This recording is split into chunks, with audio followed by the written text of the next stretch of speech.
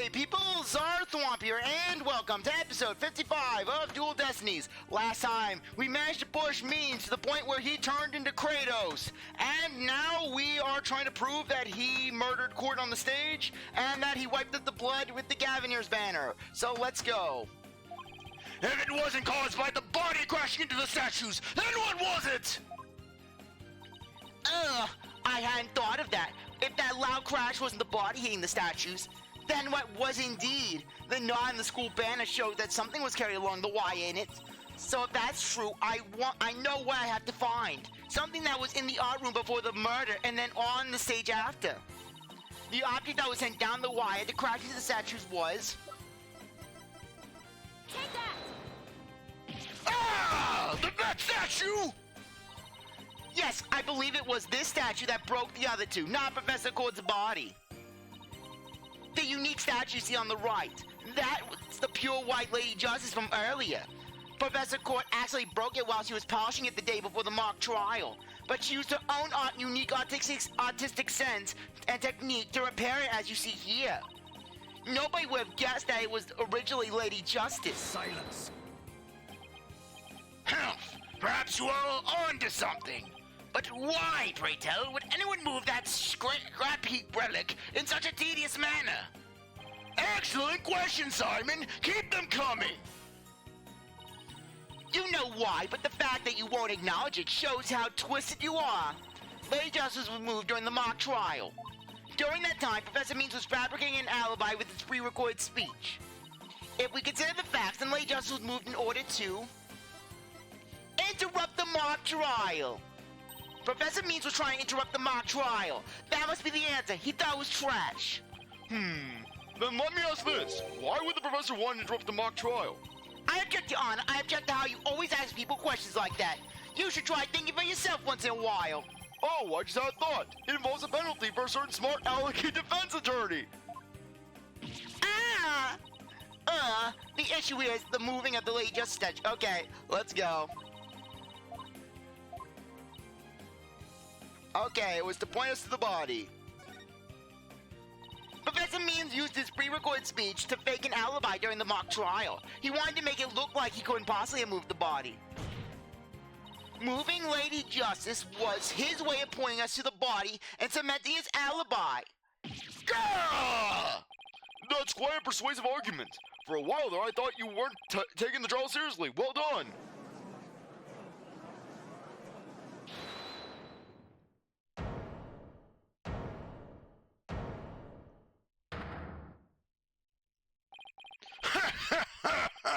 You should never underestimate me, Athena Sykes. Professor Means always means what he says, and says what he always means by all means. Fine then, say it already. I'm waiting. The murder occurred the night before, but the body was abducted till late the next day. Countless students passed the stage till they met in the lecture hall for the mock trial.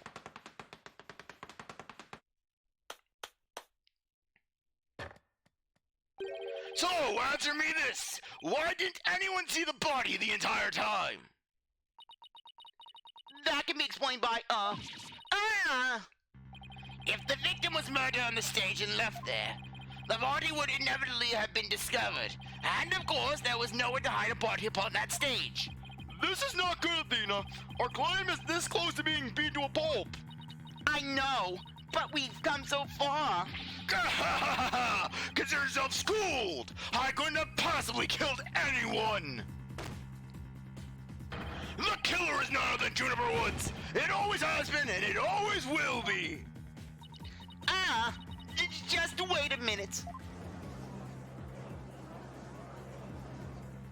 Poor Juniper! She must seriously regret having asked you to defend her!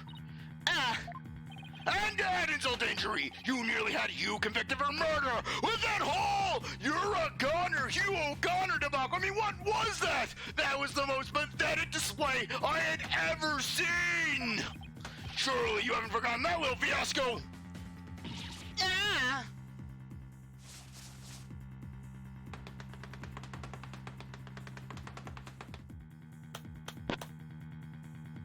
Not only did you fail to defend your client, you also raised false charges against her friend. You have no right to call yourself a lawyer.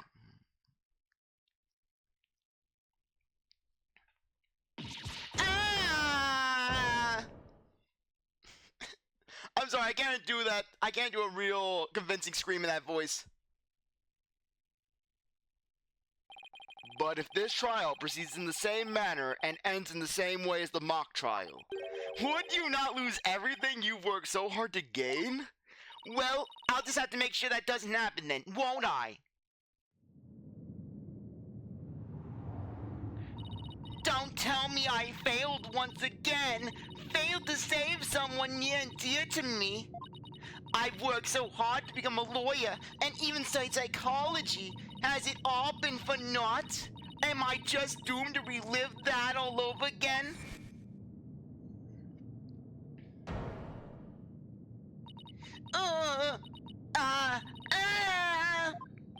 Athena? What's wrong? Breathe in, breathe out. Breathe in. Relax, Athena, breathe. It's not working. Everything's going dark. After all I've done, is this how it ends? Forgive me, Junie.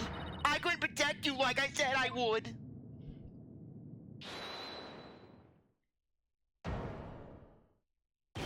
You leave Athena alone, man! She's the one who saved me! Leave her alone! Just now I'm imagining basically Robin doing basically her version of the Leave Britney Alone video. I mean it! Leave her alone! It was because of Athena that I could stop hiding and start living my life as a girl again. And she saved the friendship between you, Juniper, and I. I think you're an awesome lawyer, Athena. You're the best. But I raised false charges against you. And that's not all. I've done some seriously unforgivable things. Heh. What's the big deal? False charges are nothing to be scared of. And I'm not even mad at you. I should really be thanking you. You used legitimate means to expose my wrongdoings and give me a chance to re-examine what's important. And then just imagine just everyone clumping behind the witness stand. But what does it matter if I can't save Juniper? I mean, the whole reason I've come so far is... It's not over yet, Athena.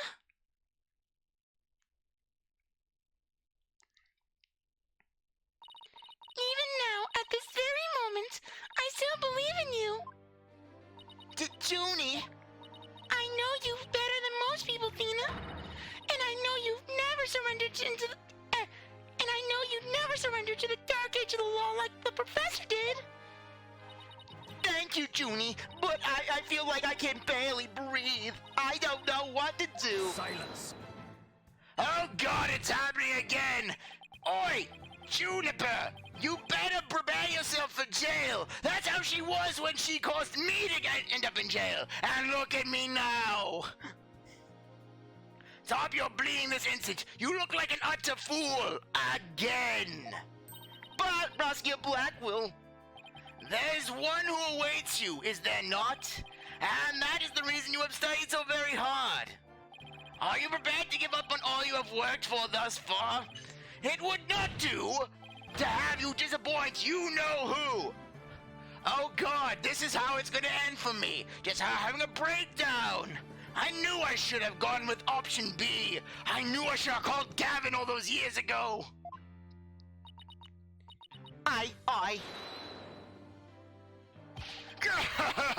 You're wasting your time. You have nothing on me. No evidence or anything else to establish my guilt. You are helpless before the might of lawyers for whom the end justifies the means. Objection! Don't worry, Athena, you're doing fine. The truth will always win against people like him. Well, though not for the first 7 years, though. But Apollo, what am I supposed to do now? Listen, all you have to do is take a deep breath and look back over the entire case. If there's some truth to be found, and there always is, you're sure to find it. Now, let me see you smile. Remember what Mr. Wright said. The worst of times are when lawyers have to force their biggest smiles.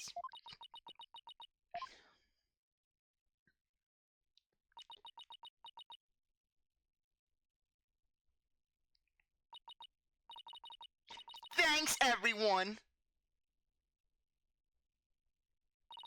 You don't have to worry about me now. The worst of times are when lawyers have to force their biggest smiles.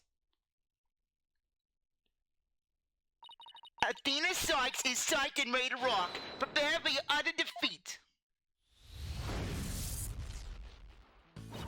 Professor Gore wasn't killed in the art room. She was killed right where her body was found. We know because there wasn't any time to move the body there from somewhere else. That means the body had to have been hidden somewhere on stage until it was found. Let's think along these lines and see where it takes us. First up, when did Professor Means remove the body from its hiding place? Well, let's see. What was he doing right before the body was discovered? He was using the span of time his fake alibi created to move the body to where it would be more easily spotted. Therefore, the only time Professor Means could remove the body from its hiding place is...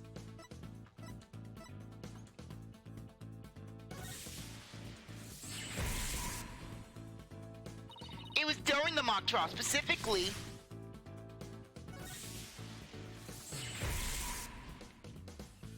Professor Means moved the body to an easily seen location during his long pre-recorded speech.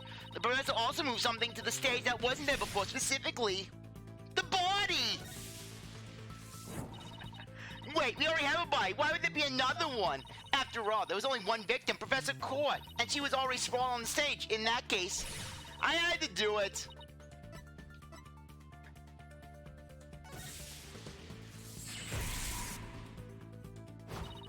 During the mock trial, Professor Means wrapped the white lady dresses in the school banner and then zipping down the stage with a crash, killing two birds with one stone. He drew attention to the body and made it look like the murder occurred in the art room. But was there anything to hide a body on the stage? It doesn't seem likely. No, there had to be someplace. Wait a second. How about something that should have been finished but was only mostly done? Something that was used to cover the body up. But it didn't draw you undue attention because it looked like it belonged on stage. In that way, no one would suspect there was a body hidden inside.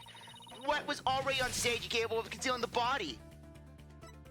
The Gavin statue, yeah, we'll just go with that. I know it's the wrong way, but hey, we gotta do it. Ain't that the prosecutor Gavin statue? No, that wouldn't work. Robin made the Gavin statue herself from start to finish, and there wouldn't have been enough space to hide a body in there anyways.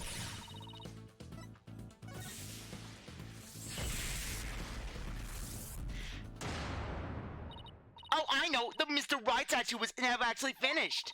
The body was wrapped under some cloth to hide what was really inside, cleverly disguising as the boss's statue.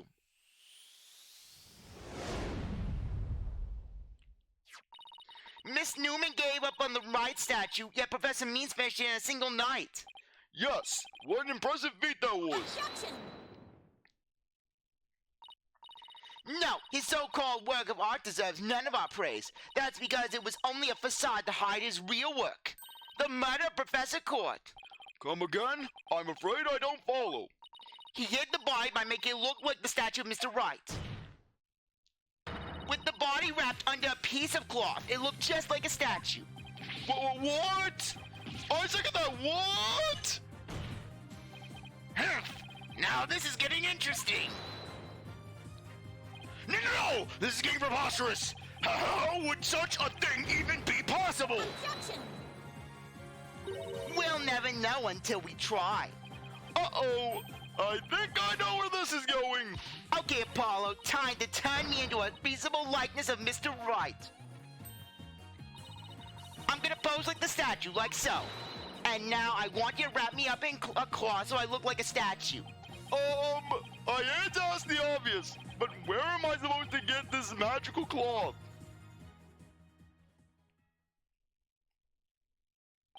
I'm afraid that isn't the right color, Mr. Justice. Well, given how some of the request was, it's kind of the best I could do, Your Honor. Alright, I think that about does it.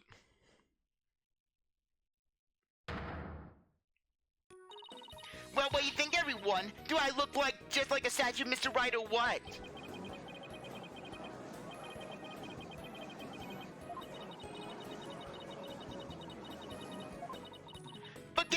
The statue's head is way bigger than your average person's anyways. You gotta hand it to me for trying. Wait, what? That's it, your hands. Okay, let me just see who was talking there. Her arms were raised over her head, and there were dark bruises around her wrist. Yeah, the professor was probably tied up with something. The marks on her wrist indicated she'd been tied up. Apollo, time to be a new pose. Wait, you're not into this kind of thing, are you? Why do I feel so dirty all of a sudden? I swear, what is it with this agency making me look like a degenerate? First Trucy and those magic panties and that whole Turnabout Corner case, and now this?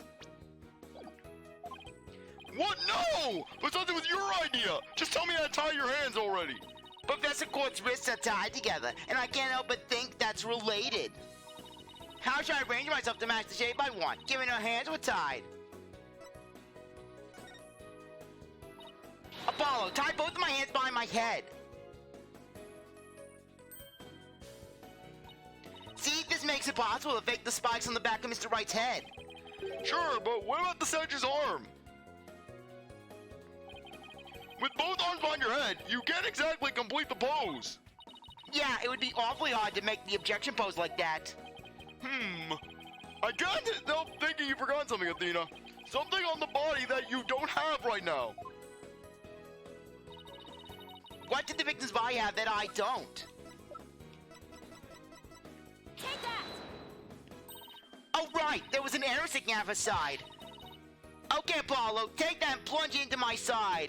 And then meanwhile, Simon is just once again looking like he's absolutely done with this. Simon is constantly dealing with the baggage.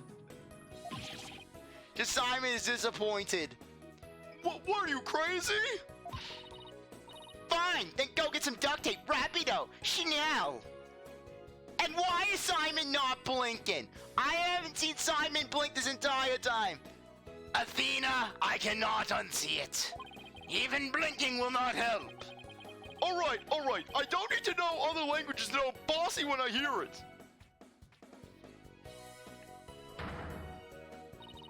The fatal arrow to the side. Spiky air created from two hands.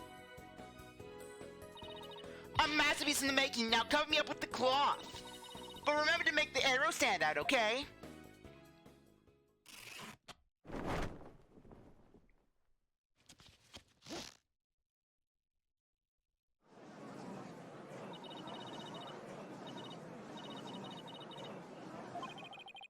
Nobody's buying it! The arrow's nowhere near long enough! But, what else could you use for the arm? Still won't give up, eh? I must commend you, if only for your spirit and determination! Of course she's not giving up. After all she's put me through... After all she's put me through, she owes me an explanation, and won't that make sense? Now, disappoint me again and the penalty will be doubly painful. Yikes! I guess I better get it right this time. Think, Athena, think. Professor Cole was murdered when she stopped by the stage to see Professor Means. If it wasn't premeditated, he must have used something close at hand in his little ruse. Apollo, show me those stage setup photos again. What? Like that right now? Okay, hold on. Please be in this photo. It just has to be. The arm on the Mr. Right statue is really right here. It's you, O'Connor! Take that!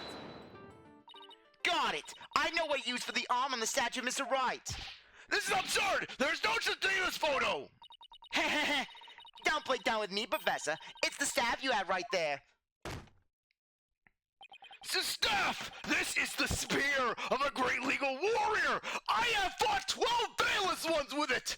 Oh, I remember one trial. I was according to Smanford von Karma. He tried to run roughshod, but I was having any of it. So I whipped out the spear of justice, and I proceeded to fight 12 bailiffs. And then I got into a fight with him, but then he used his taser and sent me flying into the wall. Whatever. Just hurry up and lend it to me.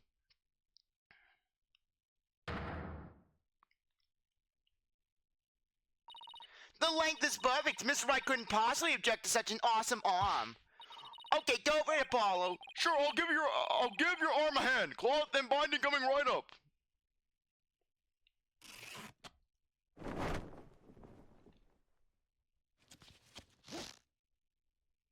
Objection!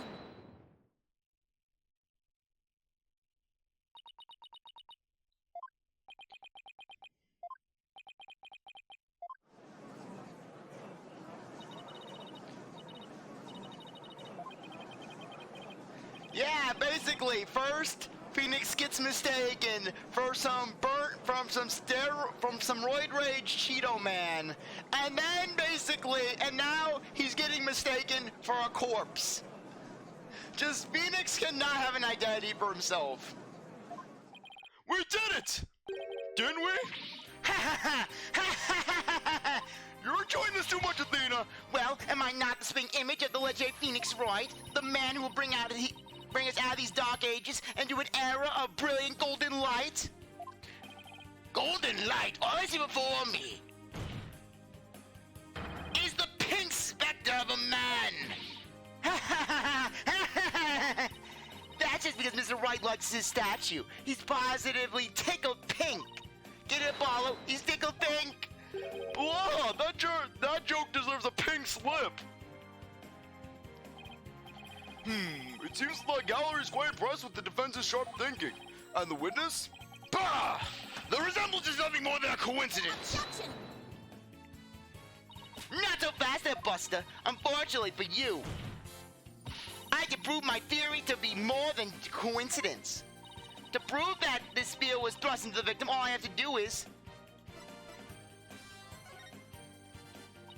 We had assumed the victim's jagged wound came from the arrow being forcibly shoved in, but if the wound was from this spear instead, then we should be able to detect traces of the victim's blood on it. Ah! Your Honor, recess if you will.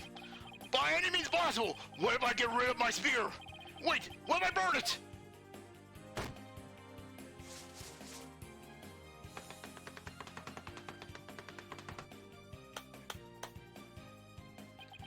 If I do that, I'll be found innocent! Yes, I'm innocent, I tell you! Objection! Surely you don't expect us to take lectures from you now. Now, I ask you in the gallery. Help me decide the professor's fate.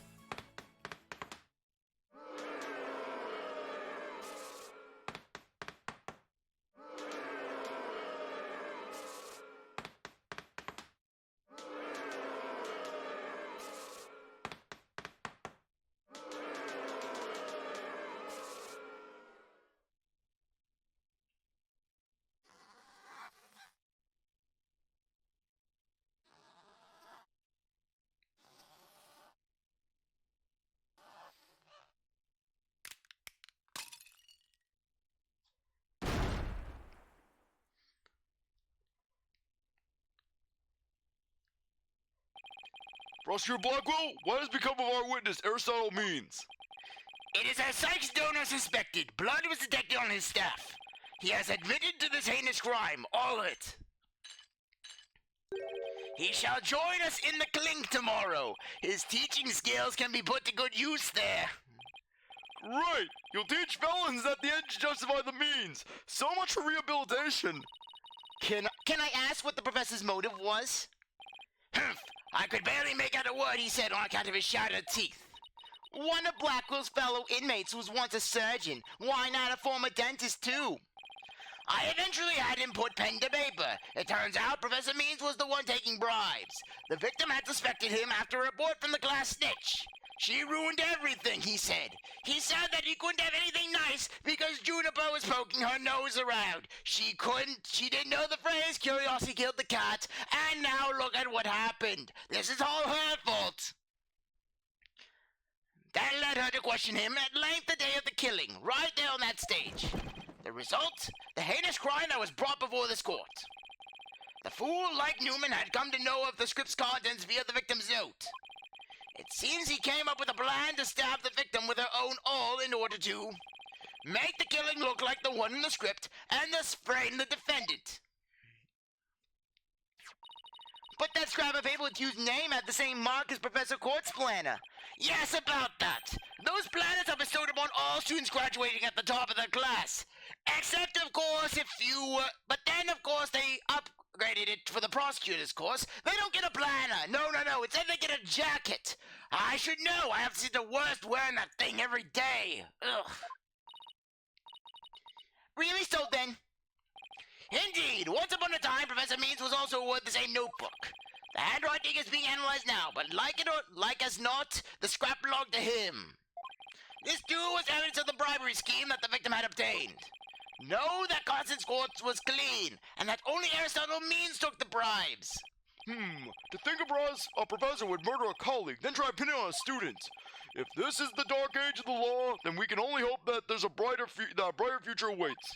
And the first step to that is to hand down my verdict for a promising young lady. This court finds the defendant, Juniper Woods,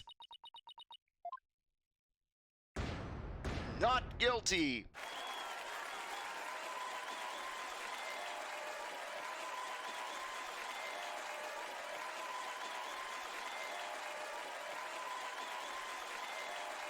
Why can't I ever get a normal case? I wish you all the best on the road to becoming a courtroom judge. We will need young people like you, if we ever hope to restore the law to its former glory. Yes, Your Honor. I'll work as hard as I can. Maybe one day I'll be able to work with all of you to make a difference. Proudly serve Professor Quartz's memory. Do not let her death be in vain. Do not be like Athena in regards to her mother's legacy. Do not go around spouting you're a goner and blaming it on Hugh O'Connor. Do not shame the legacy of your predecessor in such a sad and pitiful manner. That's the last thing I expected to hear from him today. Court is adjourned.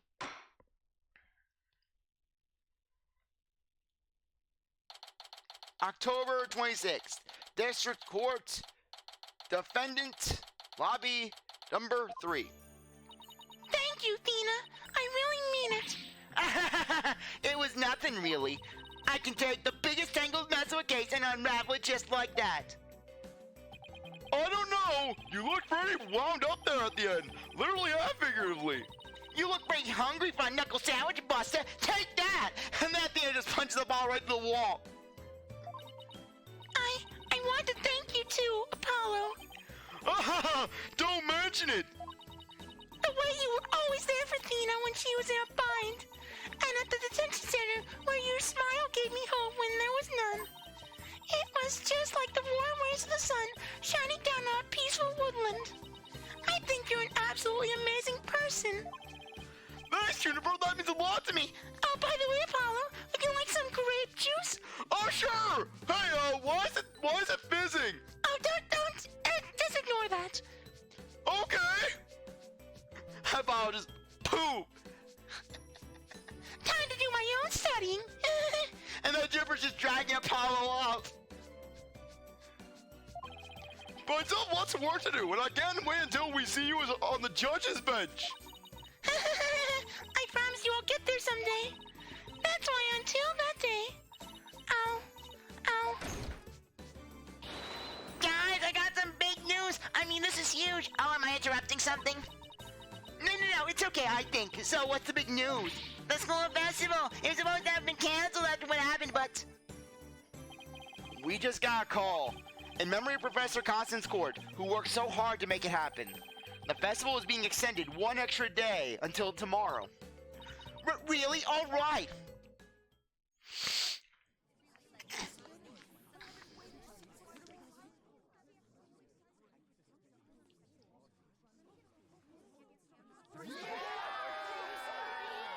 We've got a special treat for all of you. A love letter for Themis Legal Academy. Achtung, baby. It's time for the Guitar Serenade.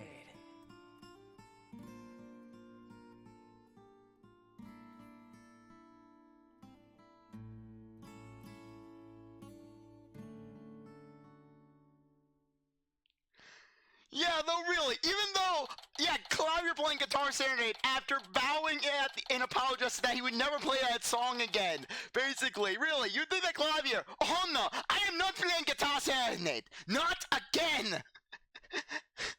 And then he's really just, I can only imagine the reason Apollo was smiling in that cutscene. He was smiling because he was hoping that Claudia Junior's guitar would catch on fire again, and the clavier would fall back on stage. Come on, guitar! Light on fire! Light on fire! Come on, firecrackers! Wow, that was so much fun. School festivals are amazing. I think you and Robin are getting a little carried away. Your singing voice, Juniper. It could melt my H-E-A-R-T. Mr. Wright, thank you for that training seminar. Though if you don't mind me asking, what the hell was that? All you did was teach me all you did was throw wrenches at me. You threw coffee mugs. You then even took out an extension cord and started whipping me with it while yelling, fool, fool, foolishly fool.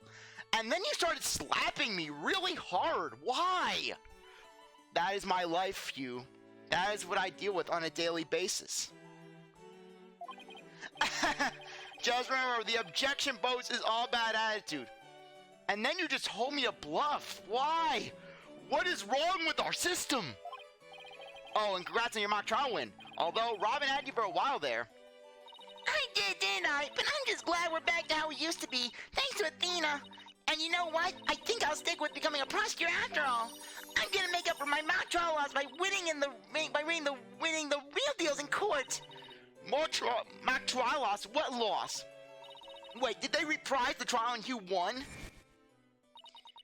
Level-headed lawyer course genius and hot-blooded prosecutor student will go head-to-head in a mock trial battle for the She-Devil's Black Heart. So, does this mean it's really gonna happen? Juniper, there's something I've been wanting to say to you. Huh? Oh, is he gonna do what I think he is? Juniper, can we still be friends? You know, best friends, like we've always been. Huh? Best friends? Hugh, weren't you gonna profess your love for Juniper if you won the mock trial? No, I was gonna confess that I'm not a genius, and that I'm really 25 years old. But you already dragged out of me during the trial. Whoops!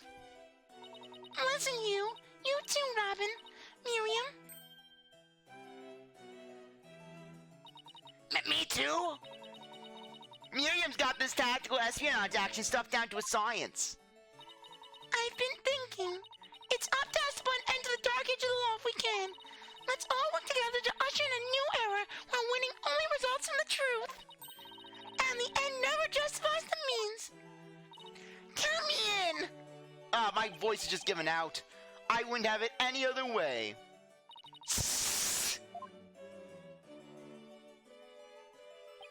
Best friends forever, huh? No matter what anyone says, nothing beats true friendship. You bet. And what about your BFF, Apollo? Aren't you a bit old to be using that word? But yeah, he's the best friend a guy could have. Which reminds me, we're supposed to meet up and gossip about this new girl in the office.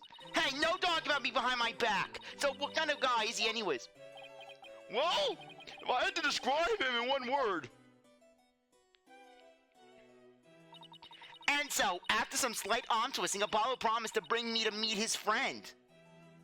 Unfortunately, that promise was never meant to be fulfilled. The universe hates Apollo after all, for not long after, their friendship was mercilessly severed by fate, which essentially just loved slipping the bird to Apollo, and the bond between us began to fray and unravel as well.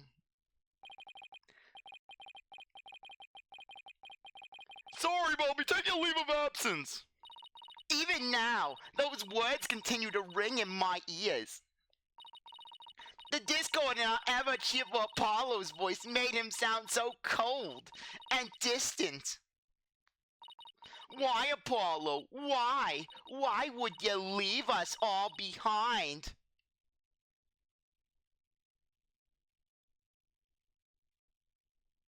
End.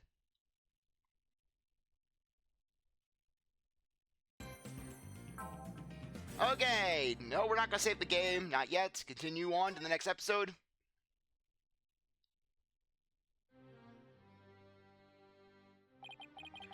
The courtroom bombing incident. A terrible attack launched by the will of a madman. That incident perfectly symbolized the state of the legal world in this dark age of the law. Mr. Wright brought it to a resolution of sorts.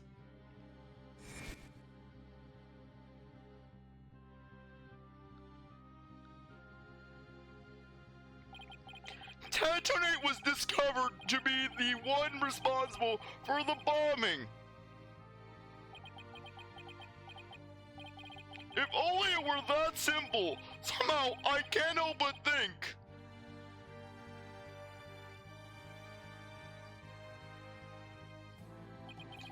that there's a darker influence at work. One that's lurking in the shadows, waiting. That's why I want to review the trial that was taking place when the bombing occurred. After all, I've got more than a few personal stakes in it.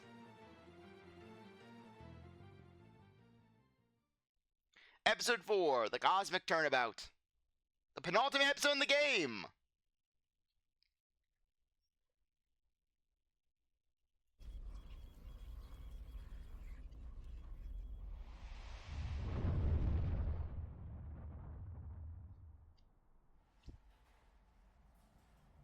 One hour remaining until launch. Please begin your final equipment check. Check complete. Everything's A-okay. We're ready here whenever you are.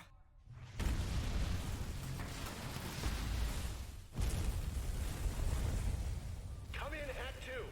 Come in. Do you copy?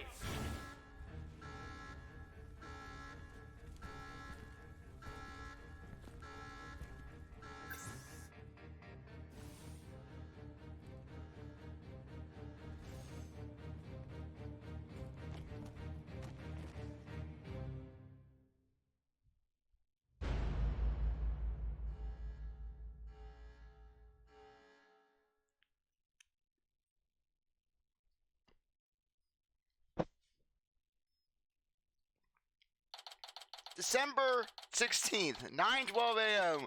District Court. Defendant Lobby, number 5. Time for another trial to begin.